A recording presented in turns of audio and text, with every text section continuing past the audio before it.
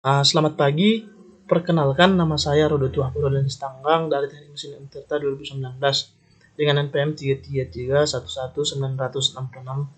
dari kelompok 11. Pada video kali ini, saya akan menjelaskan tentang teknik manufaktur dengan modul bubut konvensional. Yang pertama itu ada pengertian bubut. Mesin bubut konvensional adalah mesin perkakas atau mesin bubut biasa yang memproduksi benda kerja berbentuk silindris. Mesin bubut adalah mesin yang dibuat dari logam yang berfungsi untuk membentuk benda kerja dengan cara menyayat. Gerakan utamanya adalah berputar. Untuk jenis-jenis fungsi dari mesin bubut dapat kita lihat pada slide. Yang kedua ada prinsip kerja dari mesin bubut. Prinsip kerjanya adalah material benda kerja berputar dan tersekam pada alat pensekam atau alat potong dan pahat bergerak memotong material benda kerja hingga menjadi bentukan sesuai dengan tuntutan yang bekerja. Jadi pada bubut konvensional, benda kerjanya itu diam pada alat pensekam dan yang bergerak adalah pahat atau alat potongnya.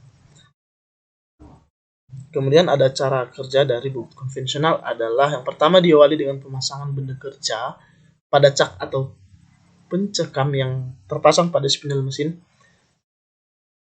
dan benda kerja pembubutan harus dipastikan tercekam dengan kuat, aman, dan berputar secara senter atau tidak oleng untuk menghasilkan benda kerja yang lebih maksimal. Alat potong yang berupa pahat bubut dipasang pada tool post dan harus diatur sedemikian rupa sehingga kedua ujung pahat harus sejajar pada benda kerja.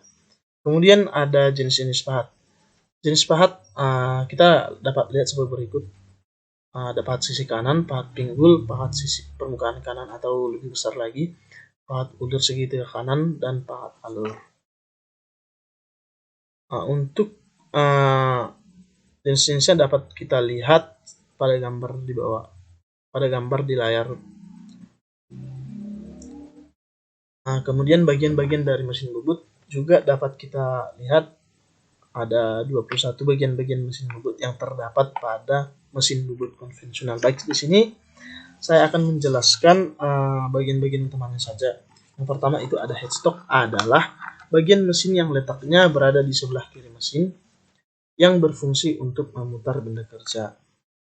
Yang kedua ada kepala lepas atau tailstock, yang dimana bagian dari mesin bubut yang letaknya berada di sebelah kanan mesin dan memiliki fungsi sebagai berikut. Yang pertama adalah sebagai tempat pemicu ujung benda kerja yang akan dibubut. Yang kedua sebagai tempat kedudukan bor pada saat melakukan pengeboran. Dan yang ketiga ada sebagai tempat kedudukan penjepit bor. Kemudian ada eretan. Eretan terdiri atas tiga. Yang pertama ada eretan alas, eretan melintang, dan eretan atas. Eretan alas terletak pada bagian bawah mesin, dan kemudian eretan melintang terletak di tengah dan berfungsi sebagai pemberi tempat pemakanan pahat saat melakukan pembubutan bagian ujung. Kemudian eretan atas berfungsi untuk memegang eretan perkakas bubut dan memberikan gerakan yang diperlukan. Kemudian kartel. Kartel adalah suatu proses pada mesin bubut yang berfungsi sebagai pembentukan alur-alur lurus atau menyilang pada permukaan benda kerja dari luar maupun dari dalam benda kerja.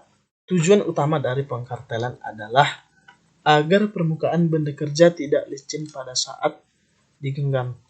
Contohnya adalah batang penarik, tangkai palu besi, dan pemutar yang digenggam dengan tangan.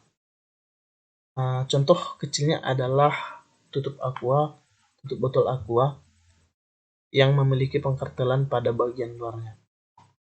Jadi pada praktikum teknik manufaktur dengan modul bubut konvensional, tahap penyayatannya ada 5. Yang pertama ada tirus, ada cekung, ada cembung, ada pembubutan rata, dan yang terakhir ada pembubutan ulir. Jadi pada bubut konvensional semuanya dipakai untuk menghasilkan benda kerja yang lebih maksimal.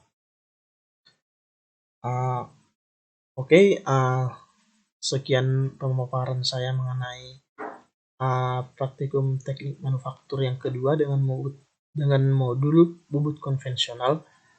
Kurang lebihnya mohon maaf. Saya ucapkan terima kasih.